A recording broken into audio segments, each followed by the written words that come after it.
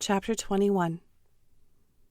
The discussion of Mr. Collins's offer was now nearly at an end, and Elizabeth had only to suffer from the uncomfortable feelings necessarily attending it, and occasionally from some peevish allusions of her mother. As for the gentleman himself, his feelings were chiefly expressed, not by embarrassment or dejection, or by trying to avoid her, but by stiffness of manner and resentful silence. He scarcely ever spoke to her, and the assiduous attentions which he had been so sensible of himself were transferred for the rest of the day to Miss Lucas, whose civility in listening to him was a seasonable relief to them all, and especially to her friend.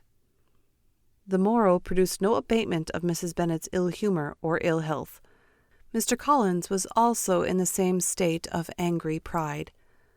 Elizabeth had hoped that his resentment might shorten his visit, but his plan did not appear in the least affected by it. He was always to have gone on Saturday, and to Saturday he meant to stay. After breakfast, the girls walked to Meryton to inquire if Mr. Wickham had returned, and to lament over his absence from the Netherfield ball. He joined them on their entering the town, and attended them to their aunt's, where his regret and vexation, and the concern of everybody, was well talked over. To Elizabeth, however, he voluntarily acknowledged that the necessity of his absence had been self-imposed.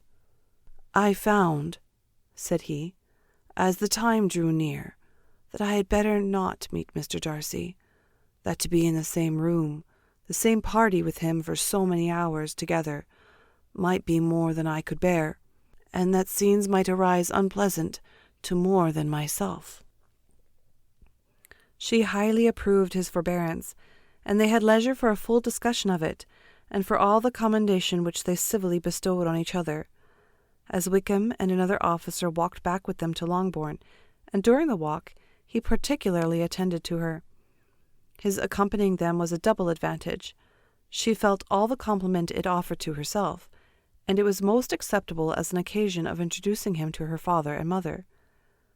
Soon after their return, a letter was delivered to Miss Bennet. It came from Netherfield.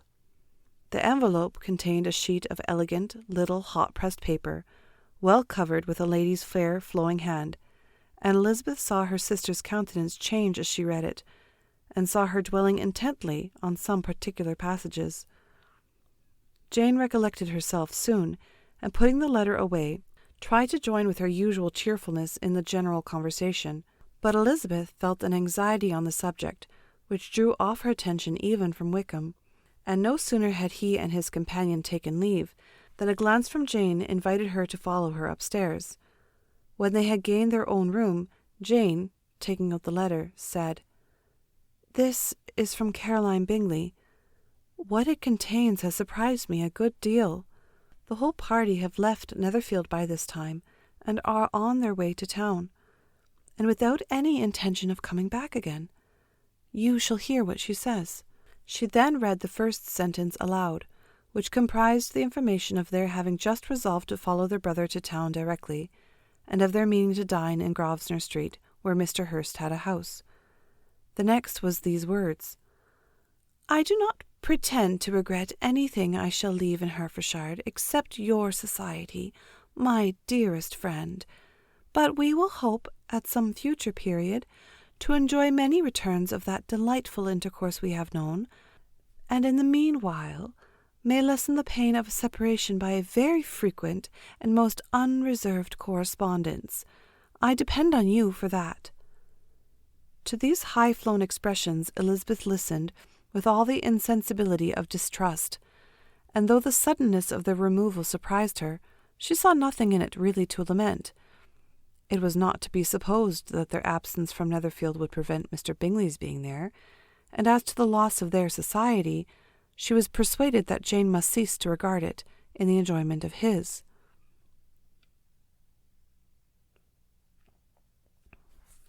"It is unlucky," said she, after a short pause, "that you should not be able to see your friends before they leave the country.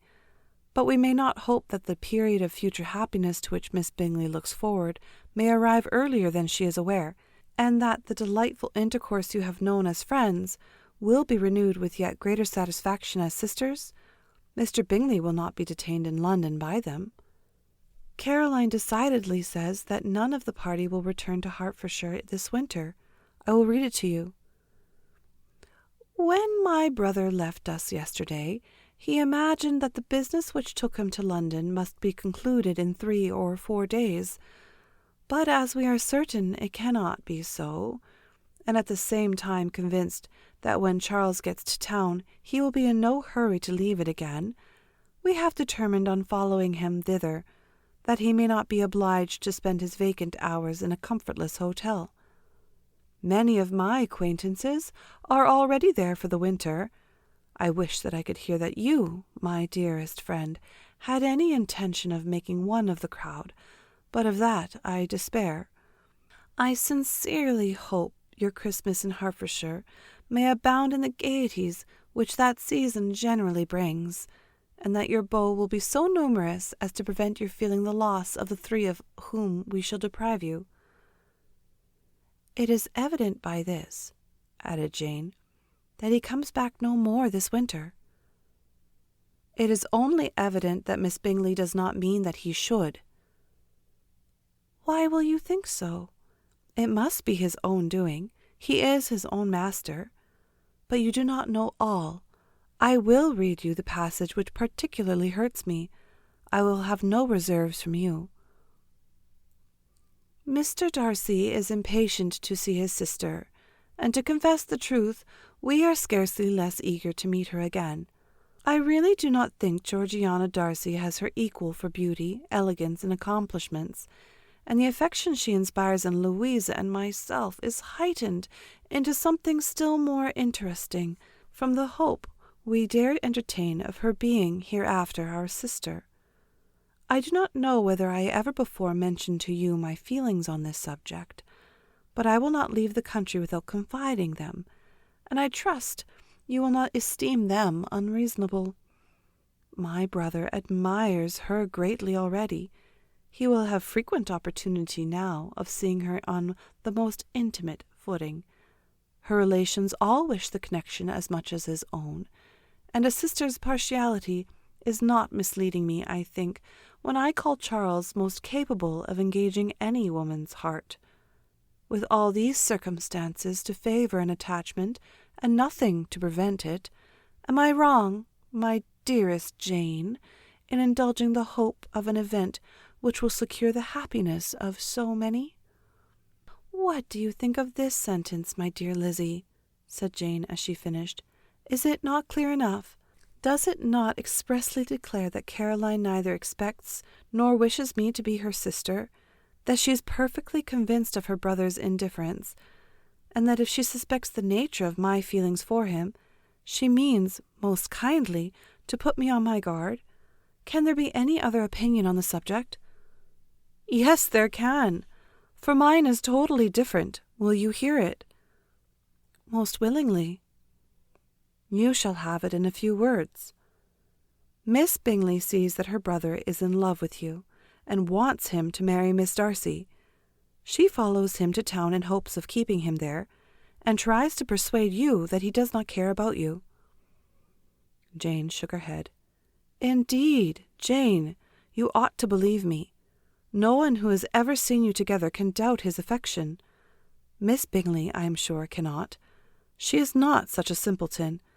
Could she have seen half as much love in Mr. Darcy for herself, she would have ordered her wedding clothes. But the case is this. We are not rich enough or grand enough for them, and she is more than anxious to get Miss Darcy for her brother, from the notion that when there has been one intermarriage, she may have less trouble in achieving a second, in which there is certainly some ingenuity, and I dare say it would succeed if Miss de Bourgh were out of the way. But, my dearest Jane, you cannot seriously imagine that because Miss Bingley tells you her brother greatly admires Miss Darcy, he is in the smallest degree less sensible of your merit than when he took leave of you on Tuesday, or that it will be in her power to persuade him that, instead of being in love with you, he is very much in love with her friend. If we thought alike of Miss Bingley, replied Jane, your representation of all this might make me quite easy. But I know the foundation is unjust. Caroline is incapable of willfully deceiving anyone, and all that I can hope in this case is that she is deceiving herself." "That is right. You could not have started a more happy idea, since you will not take comfort in mine. Believe her to be deceived by all means. You have now done your duty by her, and must fret no longer." "But, my dear sister, can I be happy, even supposing the best, in accepting a man whose sisters and friends are all wishing him to marry elsewhere?" "You must decide for yourself," said Elizabeth, "and if, upon mature deliberation, you find that the misery of disobliging his two sisters is more than equivalent to the happiness of being his wife, I advise you by all means to refuse him." "How can you talk so?" said Jane, faintly smiling. "You must know that though I should be exceedingly grieved at their disapprobation, I could not hesitate." "I did not think you would, and that being the case, I cannot consider your situation with much compassion." "But if he returns no more this winter, my choice will never be required. 1,000 things may arise in 6 months." The idea of his returning no more Elizabeth treated with the utmost contempt.